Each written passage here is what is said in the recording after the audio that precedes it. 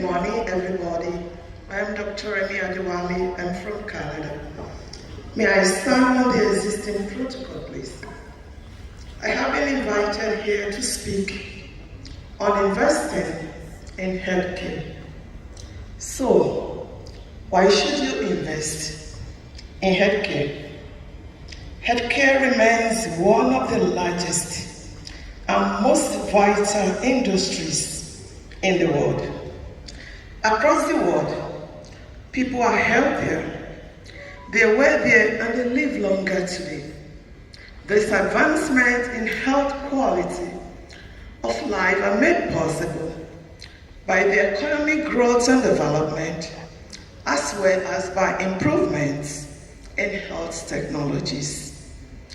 Great opportunities exist for future investment in key supporting industries such as private hospitals, we've heard about some today, health insurance, we've heard about that today, specialized medical devices, we've heard about that also, pharmaceutical and healthcare services.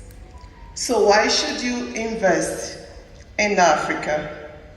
I can tell you that Africa is currently the second most populated continent in the world, with over 1 billion people. Although the life expectancy in sub-Saharan Africa varies by sub-region, it is still consistently among the lowest in the world. Nationally, regionally, and globally, there has been growth in political will and commitment to deliver more resources to the health sectors in Africa and to improve the way these resources are being used. Permit me to ask you another question. Why should you, as an investor, invest in Nigeria? Nigerians continue to make an impact across industries and especially health. According to a report by TechPoint Africa, startups in the Nigerian health sector raised more than 13 billion naira in 2019. Nigerians are innovative healthcare through technology, data science, and more contribute to the economy while we're saving lives.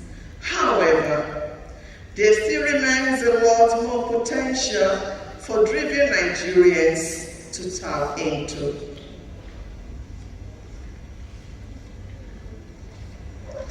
Each year, about 30,000 Nigerians spend 410 billion naira to travel for medical treatment outside the country.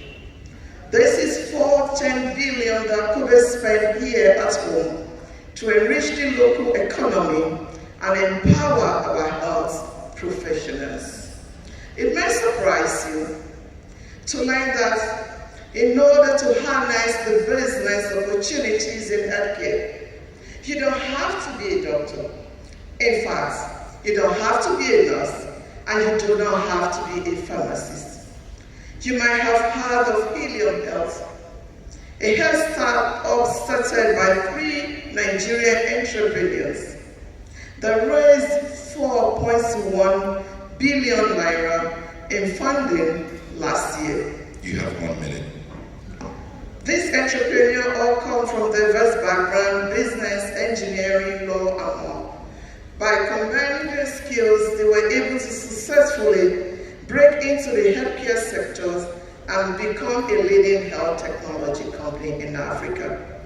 The key secret to becoming an entrepreneur is to look for opportunity in unexpected places. When COVID pandemic started, there was a worldwide shortage for masks.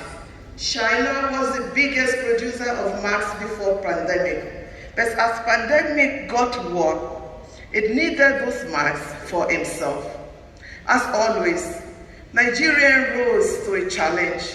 The Abia government spent 12 billion naira to fund 100 tailors to produce 20,000 face masks and 3,000 protective overalls. Even though these tailors had never created personal protective equipment before, they took advantage of this new opportunity. Masks are not the only lucrative option. As Nigeria continues to grow, there's great interest from venture capitalism to fund business opportunity. I'm afraid your time is up, Madam Adewale. You need to sum up your thoughts. Thank you.